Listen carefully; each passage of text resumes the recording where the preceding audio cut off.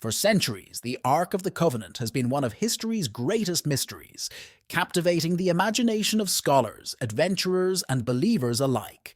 But now, new claims have emerged suggesting it has been discovered in an ancient Ethiopian cave. From speculation about its burial beneath the Temple Mount to reports that it has been stolen multiple times, what lies within could reshape the future of religion as we know it. And if you like this type of content, subscribe to our channel. It's free. 1. The Lost Ark. It might sound like something out of an adventure movie, but the Ark of the Covenant isn't just a legend, it's an artifact with 3,000 years of history. This chest, supposedly housing the 10 Commandments, became the center of many robbery stories in 586 BC, when Nebuchadnezzar and his Babylonian troops sacked Jerusalem and destroyed Solomon's temple. It was believed that the Ark was taken, but wait, some think it escaped destruction. Let's move forward to the 10th century BC, and rumors say that the Ark did not end up in the Babylonian trophy rooms, but instead made a grand escape to Ethiopia during the era of King Solomon. And get this, I could go on there. Even Mussolini's Italy caught Ark fever, searching in Ethiopia before World War II. So what's in this legendary chest? It measures 1.27 meters long, 76 centimeters wide, and the same high, made of acacia wood and decorated with gold, both inside and out. On top, literally, are 2 cherubs facing each other with a golden crown that adds that royal touch. The entire Ark is covered with a cloth of pure gold known as seret, making the Ark not only sacred but a true golden relic. 2. How Menelik brought the Ark to Ethiopia. It's one thing to be a legendary figure from an ancient tale, and another to be Menelik, the son of King Solomon and the Queen of Sheba, carrying out one of the most audacious robberies in history around 950 BC. Menelik, born to Makeda after his famous visit to Jerusalem, reached adulthood and decided it was time to meet his father. When Menelik was ready to return to Ethiopia, Solomon thought, why not send a replica of the Ark of the Covenant with him? But here's the twist. Solomon had been somewhat influenced by his pagan wives who brought idols into the sacred temple. Menelik, smelling trouble and wanting to preserve the true Ark, devised a plan. Under the cover of a night of revelry, Menelik and his team turned the coffers. Yes, they took the real Ark of the Covenant back to Ethiopia while everyone else didn't notice.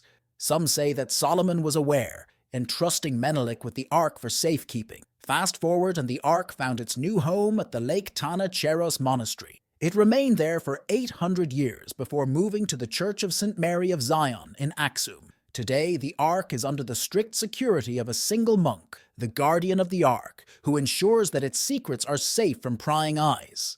3. The Abyssinian Campaign. Having a historical grudge is one thing for a normal country, but it's quite different when you're an ambitious Italian dictator with dreams of empire, because you know you're setting the stage for an unforgettable showdown. Fast forward to 1896, Ethiopia, a proud nation still free from European clutches, handed Italy a humiliating defeat at ADWA. Here, 14,500 Italian troops faced a humiliating defeat by a massive force of 80,000 Ethiopians. Fast forward to 1935, driven by a thirst for revenge and eager to expand his empire, Mussolini ordered his modernized army into action on October 3rd under the command of Field Marshal Rodolfo Graziani. Italian forces left their bases in Italian Somalia and Eritrea, crossing the rugged terrain of Ethiopia. What followed was not just a military campaign, but a dramatic chapter in the saga of Italian ambitions in Africa, turning what could have been a page in history into a full-fledged spectacle. 4. The silence of the Vatican. When politics and religion mix, things can get a little spicy, and not always in a good way. In its day, the capture of Abyssinia, now Ethiopia, stirred up the hornet's nest quite a bit. The League of Nations was up in arms, issuing protests everywhere, but one key player seemed unusually quiet. The Vatican. Some whispered that the Holy See might have had its own reasons for remaining silent. The Ethiopian Orthodox Church, which claimed to be the original of Christianity like the Roman Catholics, did not exactly agree with recognizing the Pope as the head of all Christians. That definitely ruffled some feathers in Rome. Pope Pius VII remained calm, not wanting to rock the boat too much with Catholics around the world by endorsing Italy's military moves. However, rumors were floating around that Mussolini might have gotten a nod of approval from the halls of the Vatican, possibly with the goal of bringing the Ethiopian Orthodox Church under the umbrella of Rome. While the Pope kept a low profile, others in the Vatican were less reserved. The Archbishop of Taranto did not hold back, calling the conflict a holy war, a crusade to spread Catholicism in a land of infidels and schismatics.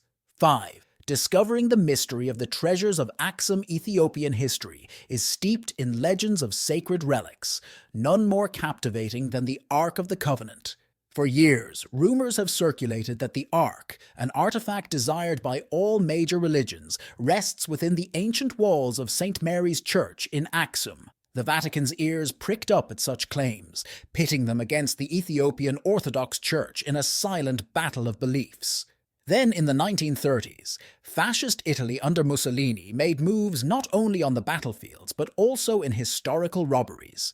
Although there are no documents that openly admit it, there are strong indications that the Italian forces, perhaps with a nod from the Vatican, were on a more Indiana Jones-style mission than military conquest. They were after the Ark. While the search for the Ark remains shrouded in mystery, Italy's fascination with Ethiopian treasures is well documented.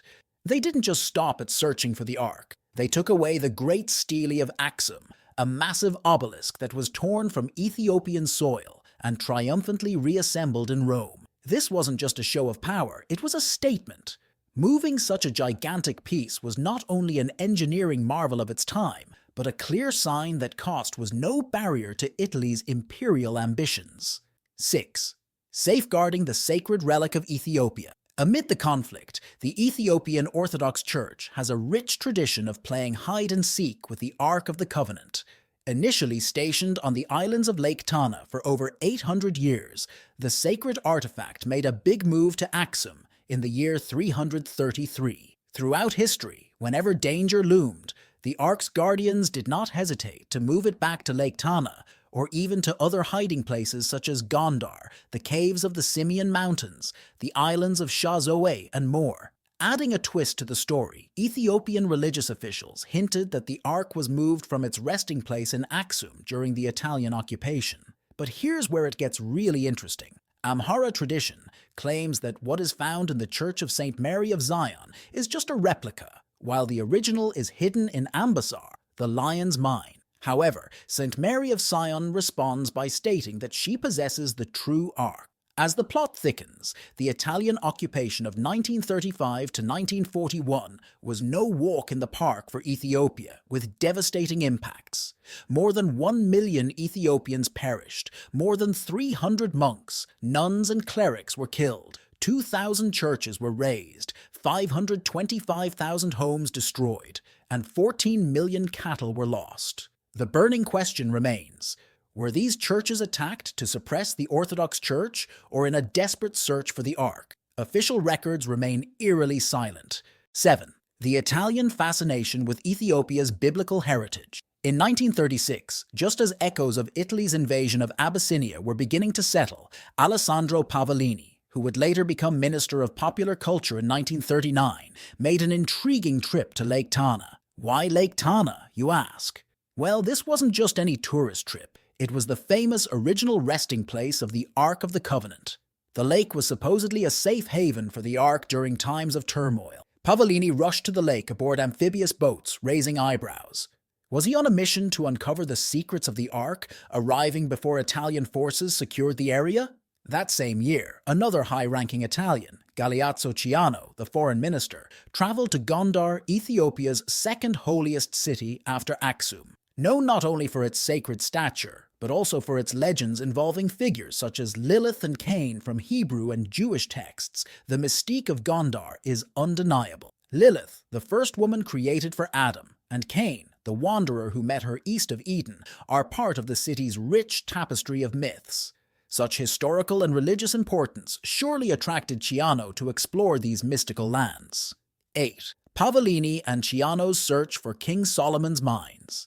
Navigating the fine line between official duties and personal adventures can lead to intriguing stories, especially when it involves figures like Pavellini and Ciano. His trips, ostensibly for business, sparked rumors of more personal or even mysterious motivations. It turns out that these were not just idle rumors. A surprising new angle has emerged. Their expedition could have been a search for King Solomon's legendary mines.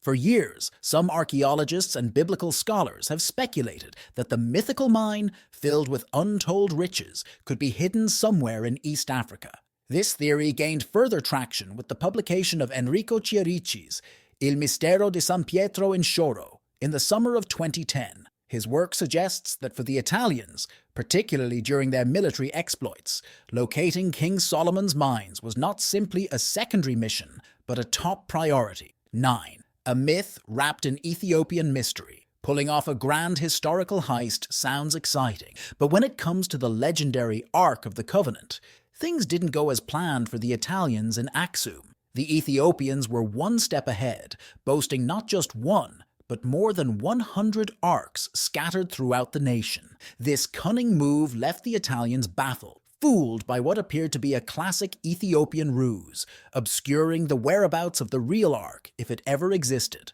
For the Ethiopians, this strategy was a masterstroke to safeguard their most sacred treasure. Meanwhile, the world is left wondering, does the Ark of the Covenant, a pillar of biblical law and intrigue, really exist? Concrete evidence remains elusive, making it one of history's most tantalizing mysteries. Although the plot of Raiders of the Lost Ark offers a thrilling cinematic adventure, the real efforts of the Italians in Abyssinia weave a historical narrative of global powers competing for a piece of legendary treasure. 10. The Empire of Aksum. The Empire of Aksum, which shone from the 1st to the 8th centuries AD, was not only a power in the trade networks connecting Africa, the Middle East, and the Mediterranean, but it was also home to one of the greatest mysteries in history, the Ark of the Covenant. Located in what is now northern Ethiopia, this empire became a powerhouse that flourished thanks to its rich trade in gold, ivory, and other treasures. But this is where it becomes legendary. Menelik, the legendary son of King Solomon and the Queen of Sheba, is said to have taken the Ark to Aksum for safekeeping. This sacred artifact was supposedly housed in the Church of St. Mary of Zion, embedding itself in the core of the Ethiopian Orthodox faith. The plot is complicated by the conversion of King Azena to Christianity in the 4th century, which raised the religious prestige of Aksum. The divine protection of the Ark symbolized more than a historical treasure. It represented a direct lineage to biblical royalty. Despite the best efforts of treasure hunters and even Italian forces during the 1930s, the Ark's exact whereabouts remain a mystery. 11. The story of Mary and Jesus at Lake Tana. The Ethiopians have a charming story that places Mary and the baby Jesus in the middle of Lake Tana for 10 days, avoiding the dangerous Herod the Great. Legend has it that this divine duo blessed an island here, prompting the monks to build a shrine marking where they supposedly rested each day. It is a captivating story that mixes history with a touch of mystery. However, here is the twist in the story. While the Bible confirms that Joseph, Mary, and Jesus fled to escape Herod's wrath, it clearly states that their refuge was in Egypt. Considering that Egypt is about 1,600 kilometers northwest of Lake Tana, this geographical slip adds an interesting layer to the story. The setting in Ethiopia is quite far from its documented refuge. Despite the dilemma of distance, this legend remains a cherished part of Ethiopian heritage, turning an island in Lake Tana into a site of historical wonder and spiritual pilgrimage. Whether fact or fable, it continues to spark curiosity and reverence, turning what could be a map error into a memorable and mystical narrative. 12. The failed sack of Egypt. There is a special kind of oops in the annals of history reserved for those who make actual mistakes, no pun intended. An example is the daring sack of Jerusalem by none other than King Shishak of Egypt.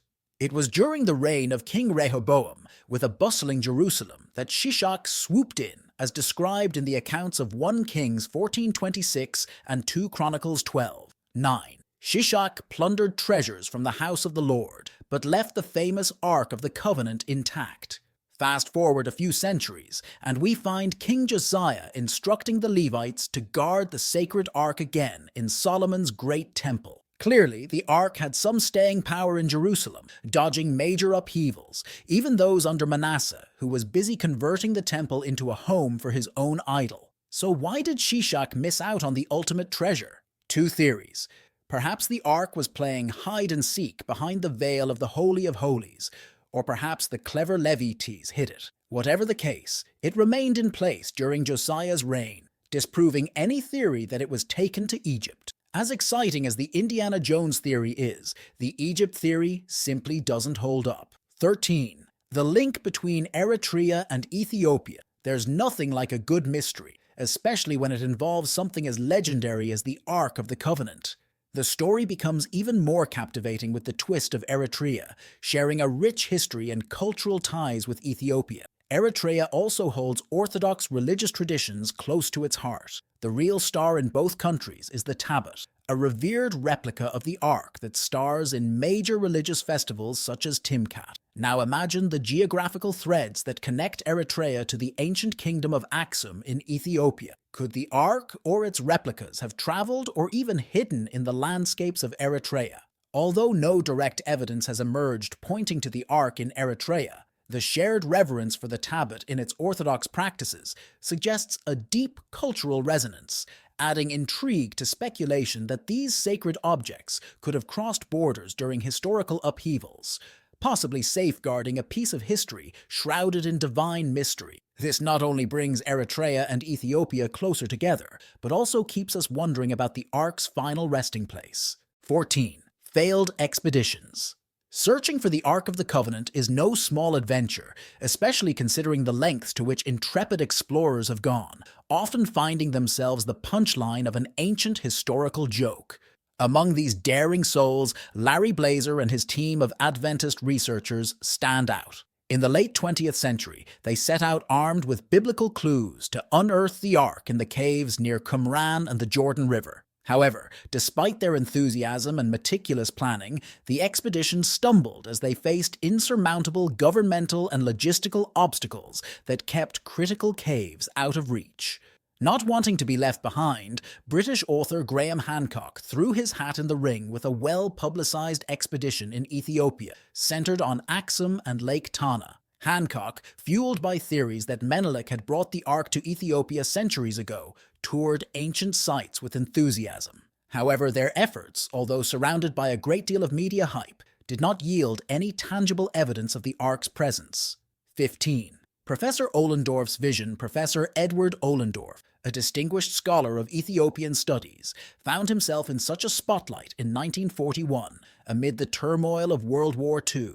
Ohlendorf, then a British officer, received a rare glimpse of what was believed to be the Ark at the Church of Our Lady Mary of Zion in Aksum. What he saw, however, was not the legendary Ark of biblical law, but a medieval replica. He noted that this Ark was similar to other religious artifacts seen in Ethiopian churches, identifying it as a creation of the Middle Ages, specifically crafted for the period, not the ancient artifact it was rumored to be. Despite these groundbreaking findings, Ohlendorf chose silence over scandal during his lifetime, fearful of offending the Ethiopian Orthodox Church or jeopardizing his deep connections within the community. 16. Biblical contradictions.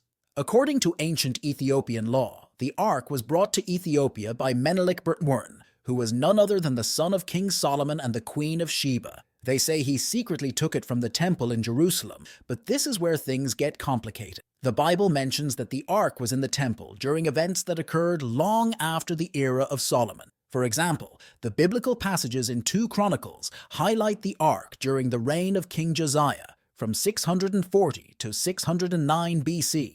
That is centuries after Menelik's supposed theft from Ethiopia. And then there is 2 Kings, which tells us that the Ark was still in the temple just before the Babylonians came to destroy the place in 587 BC. Scholars are throwing theories everywhere. Some suggest that if Menelik took the Ark, he should not appear in these later biblical scenes.